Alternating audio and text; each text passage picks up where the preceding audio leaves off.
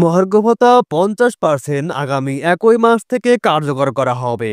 Hello বন্ধুরা, আশা করি সবাই ভালো আছেন, সুস্থ আছেন। মহার্ঘ ভাতার সর্বশেষ খবর নিয়ে আসলাম আজকের ভিডিওতে। সরকারি চাকরিজীবীদের জন্য একটি মহা সুখবর। আগামী 1 মাস থেকে মহার্ঘ ভাতা মূল বেতনের সঙ্গে সমন্বয় করা হবে 50%, এমনটাই জানিয়েছেন উপদেষ্টা এপিএস। আমরা সবাই অবগত আছি যে মহার্ঘ ভাতা নিয়ে বেশ কিছুদিন ধরে মতবাদ সৃষ্টি হয়েছে বিভিন্ন রকমের।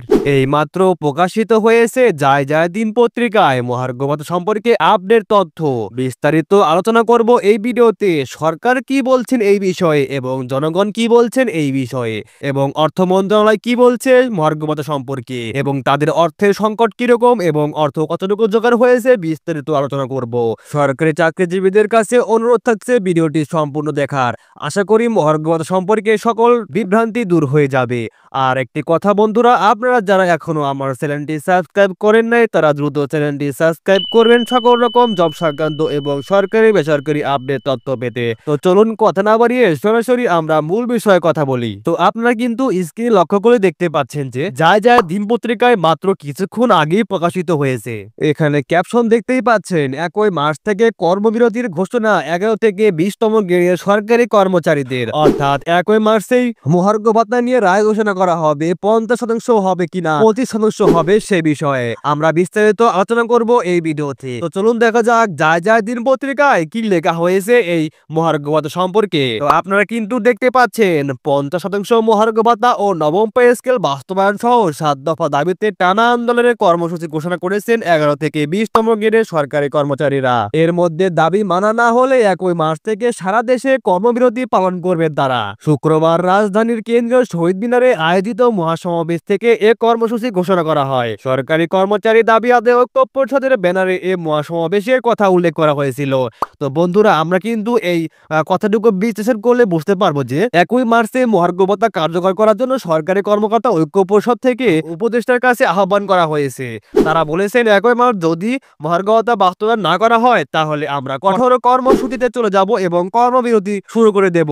এমন তো অবস্থায় কিন্তু অবশ্যই মহার্ঘ ভাতা কার্যকর করবে প্রধান উপদেষ্টারা। তো আমরা কিন্তু আরেকটু নিচে স্ক্রল করলে দেখতে পাবো যে সরকারি কর্মচারী ঐক্য পরিষদের ঘোষিত কর্মসূচিগুলো কি কি। আগামী 16 থেকে 22 ফেব্রুয়ারি সপ্তাহব্যাপী সারা দেশে সরকারি অফিস সমূহে দাবি সম্মিলিত ব্যানার টানানো এবং লিফলেট বিতরণ, বিভিন্ন রাজনৈতিক দল, সুশীল সমাজ ও গণমাধ্যমে যোগাযোগের মাধ্যমে দাবি সাপেক্ষে জনমত গঠন। আগামী 23 থেকে 28 ফেব্রুয়ারি সব অফিস প্রধান উপজেলা নির্বাহী কর্মকর্তা, জেলা প্রশাসক, ডিসি, বিভাগীয় কমিশনার ও সচিবালয়ে কর্মসূচির বিষয়ে অবহিত করে স্মারকলিপি প্রদান করা হবে। এসব কর্মসূচির পরও যদি দাবি দেওয়া বাস্তবায়ন না হয় তাহলে 1 মাস থেকে সব প্রতিষ্ঠান থেকে কর্মবিরতি পালন করা হবে।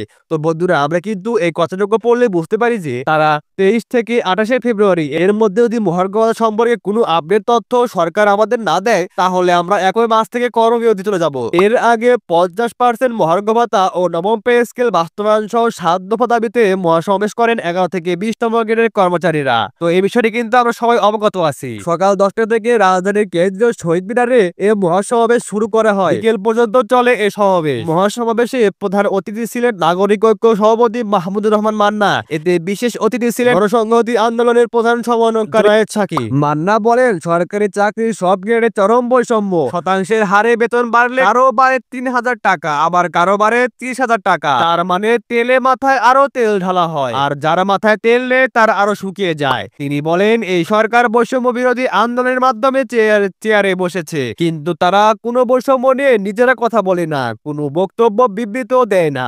আপনারা যারা বৈষম্য নিয়ে রাস্তায় আসেন তাদের কারোটা শোনে না। এজন্য আগে সরকারের কানে বাতাস দিতে হবে, পরে ঝড় তুলতে হবে এবং 1-2 লাখ লোক জোগাড় করে আনেন, তারপর দেখবেন দাবি দেওয়া এমনিতে মেনে নেওয়া হবে। সমাবেশে সরকারি চাকরিজীবীরা বলেন, প্রজাতন্ত্রের কর্মচারীরা নিরলস মানুষের সেবা দিয়ে আসছে। তারা যৌক্তিক দাবি নিয়ে রাস্তায় নেমেছেন। অবিলম্বে 7 দফা দাবি মেনে নিতে হবে। আগামী 15 ফেব্রুয়ারির মধ্যে দাবি দেওয়া মেনে না নেওয়া হলে সারা দেশের সব সরকারি অফিসে 11 থেকে 20তম গ্রেডের কর্মচারীরা কঠোর কর্মসূচি গ্রহণ করবে। মহাসমাবেশে সভাপতিত্ব করেন 11 থেকে 20তম গ্রেডের সরকারি চাকরিজীবী ফোরামের সমন্বয়ক মোহাম্মদ মাহমুদুল হাসান। সঞ্চালনা করেন বাংলাদেশ 17 থেকে 20তম গ্রেডের কর্মচারী কর্মচারীরা সমিতির সমন্বয়ক মরফিকুল ইসলাম। তো বন্ধুরা, আপনারা কিন্তু বিস্তারিত আলোচনা করলে বুঝতে পেরেছি এতক্ষণে যে মহার্ঘ ভাতা 11 থেকে 20তম গ্রেডের সরকারি চাকরিজীবীরা 7 দফা দাবি জানিয়েছেন অন্তর্বর্তী সরকারের কাছে।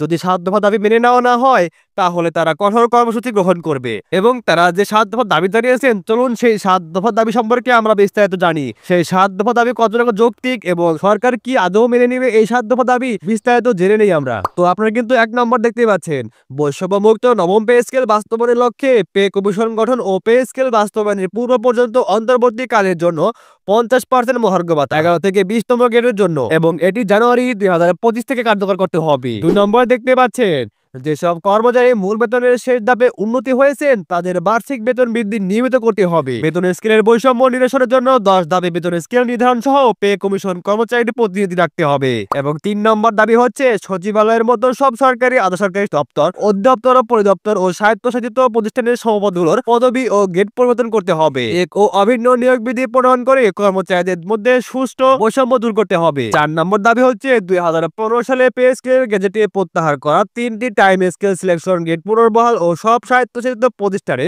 গ্র্যাচুইটির পাশাপাশি পেনশন প্রবর্তন সহ বিদ্যমান গ্র্যাচুইটি আনুদাসিকের হার 90% স্থলে শতভাগ করতে হবে এবং পেনশন ও গ্র্যাচুইটি 1 টাকা সমান 500 টাকা করতে হবে। 5 নম্বর দাবি হচ্ছে, বাজার মূল্যে লাগামহীন ঊর্ধ্বগতি ও জীবনযাত্রার ব্যয় বৃদ্ধি এবং মূল্যস্ফীতির বৃদ্ধির জন্য সরকারি চাকরিজীবীদের ভাতা সমূহ 11 থেকে 20তম গ্রেডের রেশন ব্যবস্থা প্রবর্তন করতে হবে এবং ঋণ সুবিধা সহজ করতে হবে। 6 নম্বর দাবি, বসনক পোস্টে কর্মরত সরকারি চাকরিজীবী সব পদে কর্মরত পদোন্নতি বা 5 বছর পর পর উচ্চতর গ্রেড প্রদান করতে হবে।